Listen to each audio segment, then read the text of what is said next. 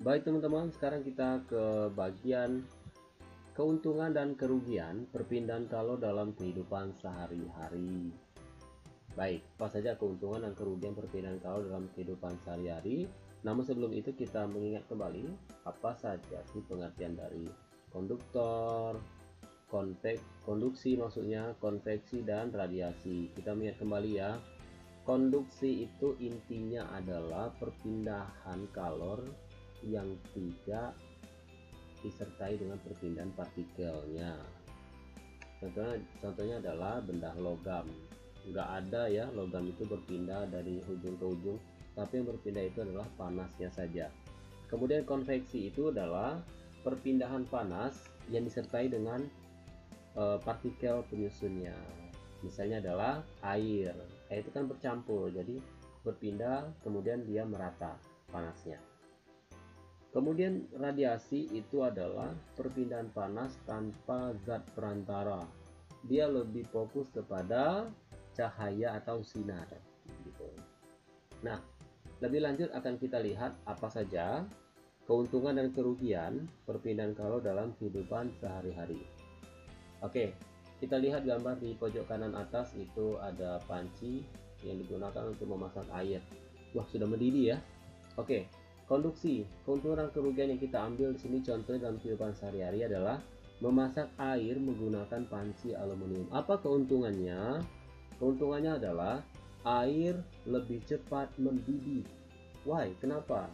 Karena bahan aluminium itu lebih cepat menyerap panas. Tapi ada kerugiannya juga. Kerugiannya adalah logam aluminium itu mudah cepat panas sehingga berbahaya jika disentuh langsung. Begitu ya. Tapi bisa mengantisipasi dari kerugian ini. Dengan cara bagaimana? Dengan cara kita memegang gagangnya menggunakan bahan tidak konduktor atau bahan isolator. Apa bahan isolatornya itu? Seperti ebonit, kemudian plastik dan lain sebagainya. Atau juga bisa menggunakan sarung tangan dan lain sebagainya. Ini yang konduksi ya. Sekarang masih dalam proses memasak air dalam kehidupan sehari-hari. Konveksi. Contoh yang kita ambil adalah adanya aliran air saat mendidih. Oke, kenapa? Apa keuntungannya? Nah, air lebih cepat panas karena aliran air yang panas itu berasal dari dasar wadah menyebar ke seluruh bagian wadah. Seperti dijelaskan di awal ya. Karena dia air, jadi panas yang di bagian bawah itu naik karena dia lebih ringan dibanding dengan yang bagian atas itu berat, kemudian turun, kemudian panas juga dia, kemudian naik lagi, kemudian berputar. Begitulah perputaran dari konveksi. Lalu kerugiannya apa? Letupan uap air mendidih itu berbahaya jika terkena tubuh. Pasti karena dia panas begitu. Tapi kita bisa mengantisipasinya dengan cara jangan terlalu dekat saat air sudah matang atau sudah mendidih. Kemudian kita juga bisa menggunakan penutup. Kalau digambarkan tidak ada penutupnya ya. Jadi kita bisa menggunakan penutup panci saat memasak air. Begitu teman-teman ya. Baik. Yang terakhir, kita lihat gambar. Wah, ini mataharinya panas ya. Sehingga dia pakai kipas angin. Nah, pada radiasi, contoh kita ambil dalam kehidupan sehari-hari adalah pancaran sinar matahari yang mengenai tubuh. Keuntungannya apa? Tubuh terasa hangat saat terkena sinar matahari, apalagi di COVID sekarang ya, di pandemi maksud Ustaz, kita dianjurkan untuk banyak berjemur. Kenapa? Pada saat berjemur, virus-virus itu akan mati. Oke? Jadi kita dianjurkan untuk banyak berjemur. Jadi setelah belajar ini, teman-teman boleh berjemur sebelum di bawah pukul 10 kalau bisa ya. Nah, kerugiannya apa? Kalau dalam kondisi yang sangat terik, kita akan merasakan kepanasan. Aduh, panas ya. Begitu teman-teman. Nah, inilah tadi keuntungan dan kerugian perpindahan kalor dalam kehidupan sehari-hari yang sering kita temui dalam kehidupan sehari-hari. Nah, sekarang kita akan lihat soal-soal.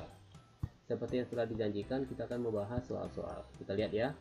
Baik, yang pertama adalah sumber energi panas terbesar bagi makhluk hidup di bumi adalah, kira-kira apa jawabannya? Jawabannya D, matahari, betul. Nomor 2, manusia memanfaatkan sinar matahari diantaranya adalah untuk menjemur pakaian. Jawabannya C. Nomor 3, tumbuhan sangat membutuhkan sinar matahari dalam proses. Ingat, tumbuhan sangat membutuhkan sinar matahari dalam proses. Betul, jawabannya A, fotosintesis.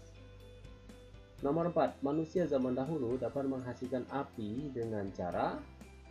Jawaban yang tepat adalah D, menggesekkan 2 kayu kering.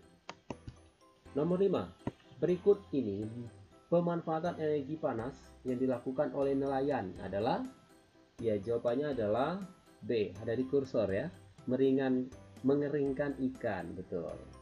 Selanjutnya adalah suhu, adalah besaran yang menyatakan, ingat teman-teman ya, suhu adalah besaran yang menyatakan derajat panas suatu zat. Jawabannya D.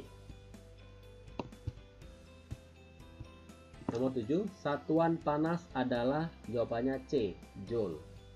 Bacanya joule ya. Penemu termometer adalah, lebih tepat jawabannya B, Galileo Galilei. Termometer Celcius menggunakan ukuran, jawabannya A, 0 sampai 100 derajat. Nomor terakhir, gelas kaca yang pecah karena dituang air panas itu disebabkan karena, jawabannya D, pemuaian pada gelas yang tidak merata. Baik, demikian soal-soalnya dan materi kita hari ini. Dan untuk mengasah kemampuan teman-teman, ini yang harus kalian jawab pertanyaan ini ya. Kalau tadi kondisi dan konveksi, sekarang apa yang harus kita lakukan untuk mengantisipasi radiasi dari pancaran sinar matahari? Sekali lagi, apa yang harus kita lakukan untuk mengantisipasi radiasi dari pancaran sinar matahari? Tulis jawaban di kolom komentar, tulis nama, kelas, dan jawaban kalian. Baik, cukup mudah bukan? Demikianlah materi pelajaran IPA hari ini. Semoga bermanfaat dan menambah pengetahuan dan kedekatan kita kepada Allah Subhanahu wa taala. Kita tutup dengan alhamdulillahirabbil alamin. Subhanakallahumma wa bihamdika asyhadu an la ilaha illa anta astaghfiruka wa atubu ilaik. Demikian, semangat teman-teman ya. Tetap semangat dan selalu ceria dan bahagia. Wassalamualaikum warahmatullahi wabarakatuh.